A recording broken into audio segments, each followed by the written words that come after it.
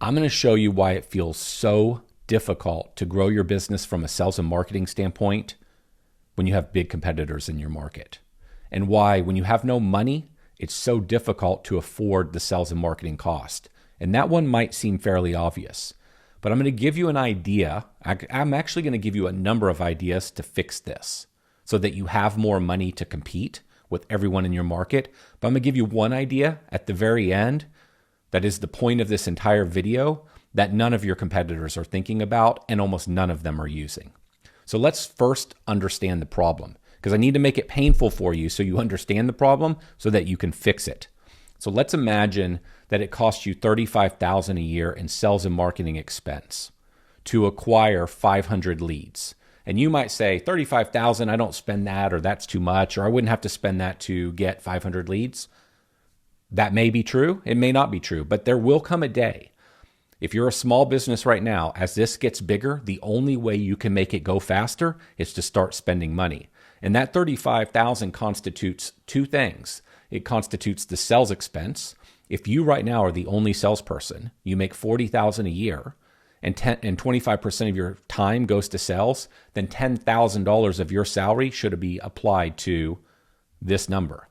Then you've got Facebook ads in there, Google ads, door hangers, business cards, flyers, a sign at the Little League baseball stadium.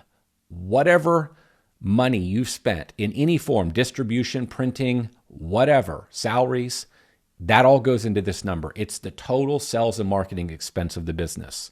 You take that number, you divide it by the number of leads you got. Some leads cost you money, such as they were a Facebook ad or they were a postcard. Some leads didn't cost you any money. They were a referral. But maybe you sent a gift card thanking them. That's a cost. Then we have to figure out a conversion percentage, meaning for every 10 leads that you bring in, how many of them convert to clients? If you're not tracking this, you're probably guessing too high. That's my experience. There's a whole number of leads that are coming in that aren't even getting counted, that you're not even responding to. Whether they're trying to text you and you're not texting back, they're emailing you, you're not responding, they're calling, the call was missed. That was a lead you spent money on that should get counted in this 500, but it doesn't count in our minds because we never even talked to them. But that was a lead. So we're just going to use some numbers that are directionally accurate to make the point. So let's say, again, 500 leads came in, you spent $35,000, you're converting at 30%. About 30% of the leads become clients. So in this case, that math would be 150 conversions. You have 150 new clients for the $35,000 you spent. So that means it cost you $70 on average, because again, referrals are free. You're probably not spending tons of money each year on your website unless you're paying for SEO. But then you've got other marketing activities and sales activities that are expensive and they run up the cost. So totally talking about, on average, $70 an average for a lead. A conversion, meaning a new client, that cost you $233 in my example. And you might look at this and say, yeah, this is expensive, but it's not terrible. Well, maybe you're a pest control business and the only thing that you sell is a quarterly visit. And that's $90, $120, $150, $200, it's some number, okay? And that's the only thing you sell. Well, if you only get 150 clients next year, you didn't really grow your business very fast. Maybe you're a lawn mowing company, maybe you're a power washing company, a window cleaning company, whatever you are, only getting 150 clients. And remember, you've got to replace some of the clients that left you from last year. That's not very much. So now let's say this number needs to be 500 new clients. So 500 times 233, I don't know what that math is. 110, somewhere in the 110 or above range, 110,000. That's quite a bit of money. And most companies don't have that money. Okay. So that's part one of the problem. Here's part two of the problem, just to show you how painful this is. Part two is, and I'm not going to explain why I think about it the way I think about it, but just go with me on this. You have a gross margin in your business of 65%. That means your COGS are 35%. Your cost to deliver the work, to perform it, is 35% of what you make doing the job. Okay? So if you have a $90 service, this may be too low, but let's use that pest control example. So once a quarter, you're out there, it's $90. Maybe it's really 120, but we're going with 90. All right. If your gross margin is 65% on $90, that means you have $59 in gross margin. Okay. That means that to recover the $233 that I spent to get a new client, it will take me 4 visits to just break even. And I'd argue this isn't even really breaking even.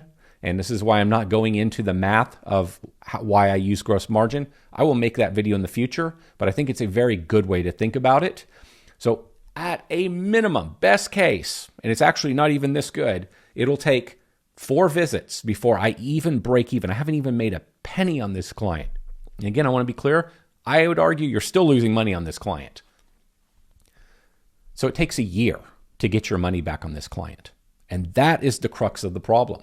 Now, let's say you're a garage door company and your average ticket is $1,800, or you're doing small landscape jobs and your average ticket is $1,800. As soon as you sell this client, I didn't do the gross margin math, but the gross margin is above $1,000. You've immediately recovered your $233. You've immediately got all that money back, that $233, and you're now able to spend that money. So if you have a system where you bill your client immediately, you get the work, you do the work, you get paid the instant you do the work. If not before, even better, but you get paid immediately. You have immediately got back all that money, and you can now reinvest it in getting your next client. But the way a lot of companies work, lawn mowing companies, pest control, window cleaning, power washing. I mean, power washing can have a higher ticket. Windows can even have a higher ticket, but they might have 1 or 2 visits a year. If you think about how long it generally takes to recover this marketing expense, it's not fast, like HVAC, like plumbing, like garage doors, like some of these higher ticket businesses. And that's not always true. I mean, I had a plumber at my house the other day and my bill was $300. Now, I'm a repeat client, but had he just found me through, if I had just used him for the first time through Google AdWords, he would have technically lost money on me coming to my house to do that job. The only way I would be a good client in the future for him is if I keep using his plumbing services, which I do. Hopefully that made sense. Hopefully you get the idea. The problem is, going back to why big competitors cost you a lot of money, is they spend a lot of money to get clients. They are doing Google AdWords, SEO, print marketing. They're everywhere. They're everywhere. And that's running up your cost of marketing and your selling cost because you have to compete against them. You have to fight even harder to get in the mind of your potential buyer in the market. Well, you've got this other company spending tons of money. And because they have lots of money, they can just keep spending more and more and more money, which makes it, again, harder and harder and harder for you to compete. Or let's say you come into a market, you're in a market, and there's a number of clients that you can just sort of skim off the top of the market. They're pretty easy to get. But as you start to go a little deeper in the market, meaning maybe the first 500 clients you get in the market, pretty easy, pretty inexpensive. But now to get your message out and get people to actually pay attention to you and do business with you, you've kind of used up all the family referrals and the friends and referrals. Now it's like harder to get that next level of clients. They become more expensive. And then the deeper and deeper and deeper you go into a market, the more and more expensive. It's one of the reasons why companies just naturally keep expanding out and out and out, because they're not spending the money on sales and marketing to go really deep in the market and get more and more clients. They just spend a little bit of money. And so they'll get referrals here, referrals there. Somebody will find them on the web and they're not quite in their service area, but now they go out there because that's the only kind of clients they can get because they're not spending the money to get more and more and more clients in the market. Your big competitors are doing that, and it's driving up the cost for you to get a new client. And so this number just gets bigger and bigger and bigger, the bigger you want to build your market. So lots of other things I could tell you, but I'm going to end before I give you the solution with this. Just remember that if you're offering, in my example, this $90 service, it'll take you 4 visits just to break even on this client. So what we want to do is we want to figure out how can we recover this $233 like that. So tomorrow we spend it. We spend it. The next day we get a client. That day we get paid. We have our $233 back in our bank account. We can spend it again to get a client again. Okay? That's the solution I'm going to give you that very few people think about. But first, really quick, let's think about a couple other things you can do. So your big competitors are willing to burn a lot of capital. They might be willing to go negative for a year. I used to be in the software business. I sold the company. I had competitors that would spend 2 years of gross revenue to acquire a client. As a non-funded company, that's no fun to compete with. You might say, I've got $400,000 in the bank. I'm willing to burn money because I want to make this business grow faster. That's a totally acceptable strategy. But if you're not that person, that's who you're competing against. Another idea is you go up market. You do bigger deals. Why? Because you want to turn this $90 ticket sell into a $1,000 sell or a $500 sell. Why? Well, it helps you grow revenue faster, but it also helps you recover this number faster so that you can build a sales team and you can start doing more marketing. If you don't believe you're going to have the money to do more sales and marketing because you're not bringing in bigger and bigger deals, you'll never spend the money to do sales and marketing. You'll never grow. That's pretty obvious. You can expand the revenue, the value of a client. So this is another strategy. You sell the $90 pest control service. As soon as you sell it, you upsell that client into fertilization weed control or some other service, rodents, something else. In other words, you took them from being worth, let's call it $360 a year, if this is a 4-visit service, to $1,000 a year. And hopefully when you upsold them, you immediately went out and did that service, brought that money in, immediately charged them. And now with that money, you hopefully recovered the $233. So the idea is we're expanding the value of the account. Another one, this is the strategy I've used in every business, is to niche down. So you're trying to go after a very, very specific client that I will be just the very perfect solution for them. And I can write a marketing message that's very specific to them. And I know exactly where they live, so I can go right to them. What does that do? That drives way down my marketing cost. And when I only talk to a very specific person, everybody else's marketing who's trying to win the whole market, it's very generic. Mine's very specific. I have a better chance of resonating and a better chance of converting. So niching down is a huge strategy. Shrinking your market, shrinking your target client. You can use a unique lead acquisition channel. The easiest way to say this is you can do a form of marketing, client acquisition that nobody else is doing. And we're about to talk about one of them. This one is joint ventures and endorsements. So the example here, and there's still a cost to this, absolutely still a cost to this. But the idea here would be if you are a landscaper, then you should go find all of the fencing companies and all of the pool companies, become their very best friends and get them to start referring work to you. Because when somebody changes out their fence or puts in a pool, they probably need landscaping services. So that is an example of a strategy that maybe most people aren't using that you can use that will bring down your client acquisition cost. This is one I've used, building your reputation over time, being very focused on the customer service side. So that and it's a long play, so that in the long run, your cost of acquisition comes down because your name is very recognized. You are good things are said about you in the market. The word spreads about you in the market. You meaning good things spread. That way, when they see your marketing, when they hear your name, when they have pain and they need a service provider, you're top of mind. Brings down your cost of marketing, but that's a long play. You can expand your margins. You can flat out become more profitable than everybody else so that you have more margin to spend on sales and marketing. It's just a simple way to outcompete everyone else. You become more profitable so you can take your profits, reinvest them in sales and marketing. But the one that I most like, I like all those, frankly, but the one that I really believe in is this idea of as soon as you bring in a client, let's use the $90 example, what is the thing that you can sell them? Now, this might violate your strategy of I just want to be purely pest control, purely fertilization weed control, purely some other service offering. That's all we're going to be. And that is a really awesome business and can be very valuable and very profitable.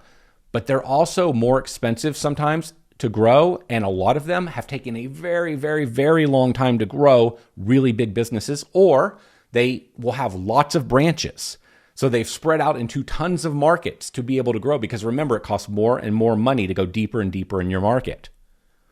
So an alternative strategy is to figure out how to make more money off each client, but make that money as soon as they become a client. So let's go back to the $90 example. As soon as the client comes in and they will go with pest control from me for $90 per visit 4 times a year, I want to have a service that's high margin, that has a very high gross margin. That gross margin is 233 or above, that I can sell to them immediately. The idea being that I'm not going to recover this $233 on a $90 visit. I've got to wait 3 more months to get a little bit more of that, and then another 3 months to get a little bit more, and then another 3 months to get a little bit more, where I'm just theoretically breaking even. And again, I want to be clear, you're not really breaking even, but it's pretty decent. So if I sell this client and I immediately sell them another service, let's call it a $600 service that's got a 70% gross margin, I'm recovering, it's not 400, but I'm bringing in at more than 400 in margin. I've immediately made back my 233. And again, remember, why is this important? Because if I do that, if I go sell this service, I deliver it and get paid immediately for that service, I have brought back into my company all $233 I spent to acquire that client. I can now spend it again today. I keep snapping. I can spend it again right now to go get another client. But if you don't do this, then you will never have the money to grow your business. What you have to think about is, how can I turn my sales and marketing expense really fast? So if I spend, if this is my annual budget, $35,000, how can I make this $35,000, $140,000 budget? How can I get all $35,000 back every quarter, spend it all again, get it back, spend it again, get it back, spend it again? Most people think in terms of, I got a $35,000 a year budget. How can you think in terms of, I'm going to make my $35,000 the equivalent of a $140,000 budget? You do it through a variety of these ways. Like, not all of these. Burn of capital doesn't count. The long play of reputation doesn't count. But several of these others will help, no doubt about it. But this one that I just described, selling a high ticket, high gross margin service that I get paid for immediately, almost snapped again, immediately, that is the way that you turn this money multiple times per year. You take $35,000 and you turn it into $140,000 or more. So what is that service you could invent, that you could sell, that would bring your money, your sales and marketing expense, back to you really quick? If you do this, if you put quite a bit of thought into it, you will outmaneuver your competitors, because I'm certain almost nobody thinks about it this way. And I'm certain almost nobody is doing this.